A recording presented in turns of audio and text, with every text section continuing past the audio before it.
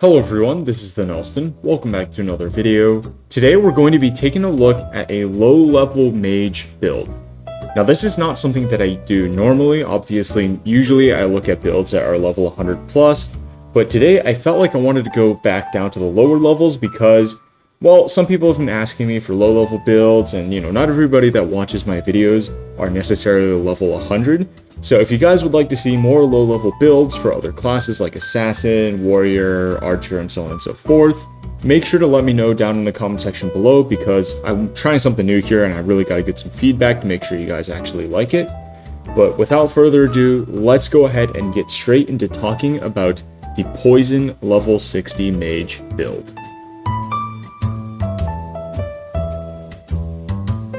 So now let's go ahead and take a look at the items. For the helmet, we have the Plague Mask. For the chestplate, we have the Crystal Coil. For the leggings, we have the Antimony. For the boots, we have Philophobia.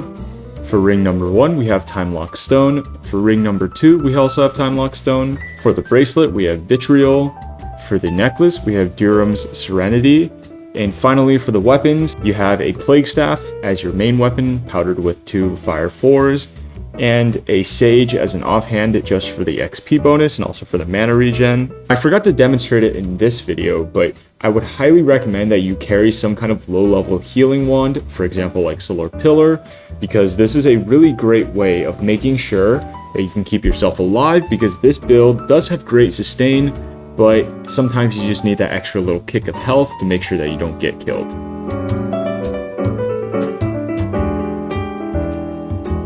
Let's just talk about the items first before we get into any of the stats, because I feel like I might have made some pretty controversial decisions and I want to try to be able to defend them in this section. Now, for the helmet, we have Plague Mask, which is kind of a given, I feel like, because it has great poison, great lifesteal, combat XP bonus to top things off, got defense and things like that.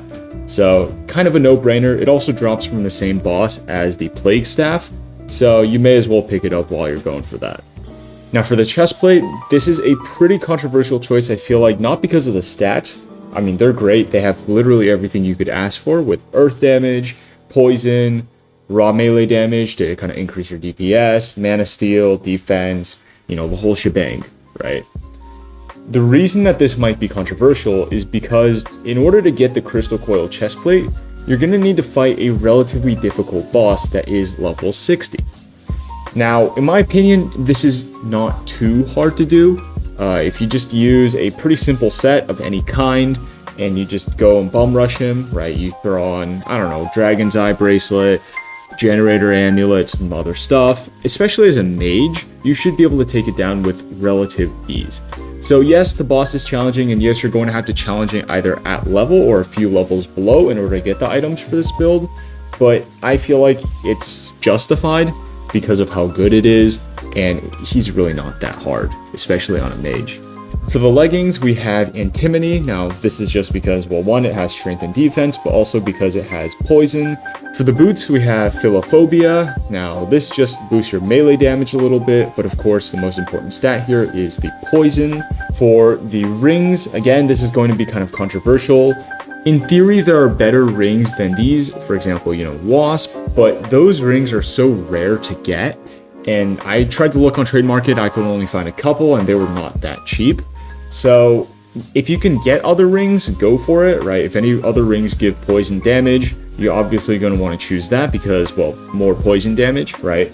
But in my opinion, Time Lock Stones are the best choice here, specifically because, one, they're really, really easy to get. Right, they just take a quest completion plus 1 mini boss kill at like level 20, and 2, they give pretty good stats, all things considered. I mean, 6 strength overall, and 10% combat XP bonus, and 10% earth damage. I mean, it's just a reasonable package. For the bracelet, we have Vitriol, and again, I'm sure there are better options. However, once again, this was the most easily available one that I could find that really anybody could pick up from the trade market, or you could kind of just run around and find yourself. Finally, for the necklace, we have Durham's Serenity. It's pretty self-explanatory, gives 12 stat points. You're going to replace all of your accessories and armor and weapons in about, 5 to 10 levels anyways. So I figured it's not really worth spending that much time going for min-maxed builds. And of course, on the weapon, you have the tier 4 fire powders because courage does actually affect the poison damage that is dealt to an enemy. So you want to make sure to proc that whenever possible. And well, the major ID, which is plague, is actually really nice because if you can kind of group enemies together, then they'll spread the poison among themselves and they'll get obliterated. And I'll kind of show that off in a little bit as well. Moving right along, let's go ahead and take a look at the stat points. So you're going to assign 34 in strength manually, 43 in intelligence manually, and 3 in defense manually.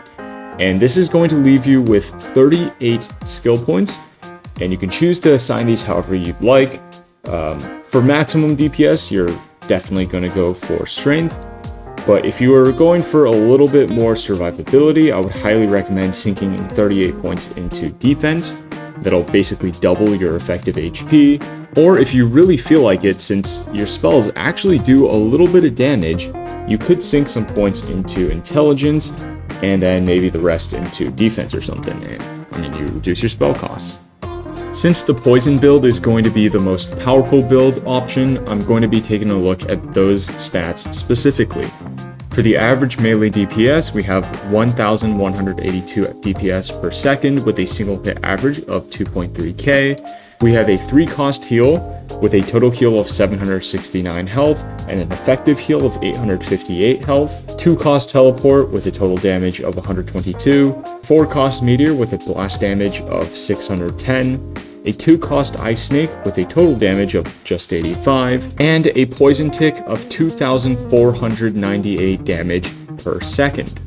The EHP is 3,576, just a little bit above the total HP of 3,205. The HP regen is 154 with an effective HP regen of 172. The elemental defenses are all fine because nothing is below -200. The poison damage is 4,685 over 3 seconds, and with strength that goes up to 7,500 over 3 seconds, 13% exploding, minus 20% walk speed bonus, so you're going to be quite slow and reliant on your teleport, 36% combat XP bonus, and to top it all off, 14% soul point regen. With Courage active, you're going to see your poison damage shoot up nearly 2 times to 12,740 damage over 3 seconds, or roughly a poison tick of 4,247 poison per second. So that's basically the build and kind of how it looks. Now we're going to test it against a combat dummy just to show you guys the average DPS and what things kind of look like. Now do keep in mind I will have 3 pets worth of damage, so if you don't have 3 pets, your DPS may vary a little bit, and the rolls on my items are actually like pretty bad, all things considered. I mean, you can kind of see for yourself that they're not great. So the DPS displayed here is actually quite a bit less than what it potentially can be, but that's enough rambling. Let's go ahead and just kind of show you what numbers an average build can output. So you can see with Courage active, with my melee attacks being used every single time, and with my poison currently being, well, active, I guess I could say, you get about 6.6k-ish DPS even with terrible rolls on your items. Now, one thing I want to do is, in addition to showing you guys the DPS, I want to talk about the playstyle on this build, because I think it is extraordinarily interesting. With most poison builds, you're usually not really relying on your spells, right? For example, with the Toxic Shaman, you're kind of just throwing your totem down, maybe your aura just for some extra DPS, but I mean, it's a pretty straightforward playstyle, right? However, with this build, because 1, spells don't do 0 damage, and 2, spell costs are actually relatively low thanks to the 70 intelligence, you can actually mix in some really interesting playstyles. I'll give you guys an example. So, Poison actually procs on all spells. That includes teleport damage, Ice Snake, Meteor, and the Burning Ground effect from the meteors. What this means is that even if you're out of melee range, so you can see that my melee shot only really goes so far, right, and I can't hit the dummy from here, I can actually use my Ice Snake to proc Poison on it. And there you go, you can immediately see that the average DPS shoots all the way up because there is now Poison active. Another one is, let's say you're kind of in a little bit of trouble, you can actually just, teleport straight through your enemies, and because the teleport damage also procs poison, you can just zip around in a room of enemies, hit some mobs to get mana steal back, and rinse and repeat until you have a room of dead enemies. Well, what about Meteor, for example? Well, later on you're gonna get an upgrade, which gives you Burning Ground for Meteor, and the great thing about that is, you probably guessed it, Burning Ground also procs poison. So in theory, you could set up kind of like a no-go zone where there's just a massive area that any mob that walks into it immediately gets poison procced onto them, and then you could drag in hordes of mobs, which then spread the poison amongst themselves because of the Plague Major ID. You kind of see where I'm going with this, right? There is so much potential for this build, and not only is it a massively damaging build, it is also an incredibly fun playstyle to mess around with, and can work well into late game, assuming you swap out the items and do some other kind of skill point management. Since this is a level 60 build, and I can't really fight Kira at level 60, I'm going to be demonstrating this build instead on one of the harder challenges at this level, the Tower of Ascension.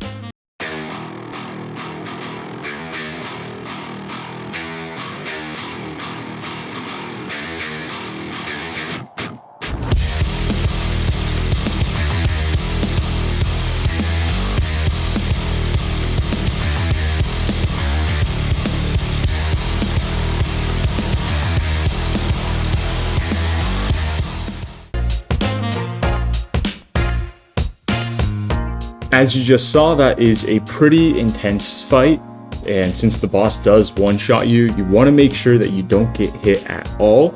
So you saw I was kind of relying there on my teleport to get away from him, but also to proc poison on him, Ice Snake to slow him down, and then occasionally mixing in some main attacks in order to proc my courage. So yeah, it's a really fun, engaging playstyle, and despite the minus 20% walk speed, it's actually surprisingly agile. Alright, well that's going to do it for this video. Thank you guys so much for watching. If you have any questions, make sure to leave them down in the comment section below. Leave a like if you liked the video, leave a dislike if you hated it, subscribe for more content like this, and as always, I hope you all have a wonderful day. Bye-bye.